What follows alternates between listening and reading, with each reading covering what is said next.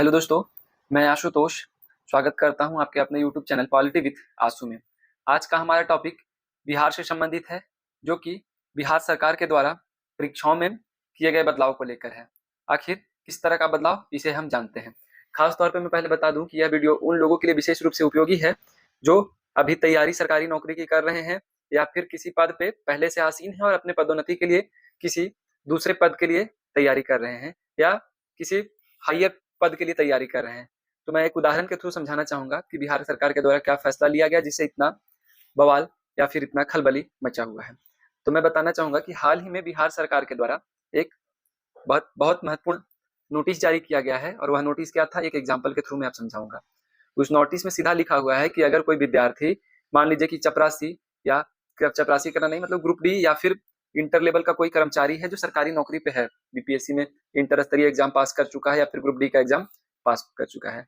तो इस कंडीशन में होता क्या है कि कई विद्यार्थी नौकरी में रहते हुए अपने हायर पद के लिए तैयारी करते रहते हैं। मान लीजिए कि कोई बिहार में इंटर लेवल का नौकरी कर रहा है, तो उस कंडीशन में उसके साथ है कि कोई बिहार सीजीएल का या बीपीएससी का या कोई और एग्जाम देना चाहता है। तो उस कंडीशन में होता क्या है कि जिस डिपार्टमेंट में पहले से कार्यरत है, जिस डिपार्टमेंट में वह काम कर रहा है, उस डिपार्टमेंट से उसे एनओसी यानी नॉन ऑब्जेक्शन सर्टिफिकेट लेके दोबारा वह किसी पोस्ट में फॉर्म अप्लाई कर सकता है जो उससे ऊंचा पद का हो। तो यह होता था कि मान लीजिए कि कोई विद्यार्थी बीपीएससी चाहे बिहार सीजीएल का एग्जाम की तैयारी कर रहा है और उस कंडीशन में वह अभी वर्तमान में बिहार में कोई इंटर स्तरीय क्लर्क के तौर पे भर्ती हुआ है और एज ए क्लर्क को बिहार सरकार में काम कर रहा है। तो इस कंडीशन में उसको बिहार एसएससी से एनओसी लेके अपने ऑफिस से एनओसी लेके उसे आगे की तैयारी के लिए या फिर आगे का एग्जाम देने के लिए एनओसी लेना पड़ता है। तो ठीक है, उसमें है कि एक बार अगर आपसे नौकरी नहीं निकला तो 2 बार 3 बार 4 बार जब तक आप चाहें एग्जाम दे सकते हैं, बार बार एनओसी लेके। लेकिन अब महत्वपूर्ण फैसला ये है कि अब सिस्टम ये है कि अब आपको एक ही चांस मिलेगा, मतलब एक ही बार आपको एनओसी दिया जाएगा और अगर एक बार आप मान लीजिए एग्जाम नहीं निकालते हैं तो उस कंडीशन में आप दोबारा कभी उस एग्जाम को नहीं दे सकते, यानी आपको एनओसी ही नहीं दिया जाएगा तो उस कंडीशन में आप एग्जाम नहीं दे पाइएगा। अब दूसरा पॉइंट आता है कि अगर इसके बाद भी आप चाहते हैं कि नहीं हम फिर भी वह एग्जाम को दें, तो उस कंडीशन में आपको जिस पद पे अभी आप काम कर रहे हैं, जिस पद पे आप कार्यरत हैं, उस पद को त्यागना होगा, मतलब छोड़ना होगा। तो यह एक महत्वपूर्ण फैसला है और इससे काफी विवाद भी होने की संभावना है और साथ ही साथ कुछ लोग इससे खुश होंगे। अब खुश कौन होंगे कि जो विद्यार्थी पहले अभी बेरोजगार है, मान लीजिए कि जो अभी नौकरी पेशा में नहीं है, तो उसको है कि ज्यादा मौका मिलेगा, और जो नहीं है, जो नौकरी में है अभी, मतलब जो नहीं है उसके लिए तो फायदा की बात है, लेकिन जो नौकरी में है अभी उसके लिए बहुत दुख की बात है कि मतलब अभी अपने पदोन्नति के लिए वो एक ही मौका उसको मिलेगा। अगर दूसरा मौका चाहिए तो उस कंडीशन में उसको अपना जॉब छोड़ना होगा। तो उम्मीद करते हैं आपको समझ आ गया होगा। एक बार और समझाते हैं।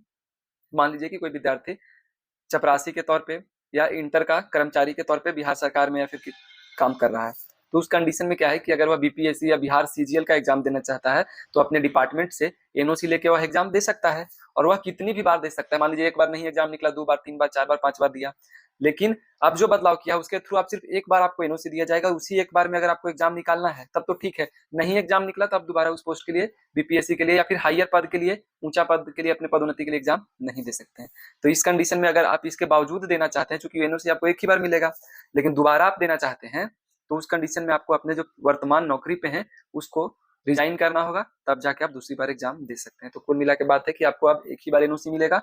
अब बात है कि अब सरकार के द्वारा ये जो फैसला आया है कितना सही है कितना गलत है, आप लोग खुद इस चीज को या इस चीज का मूल्यांकन कर सकते हैं।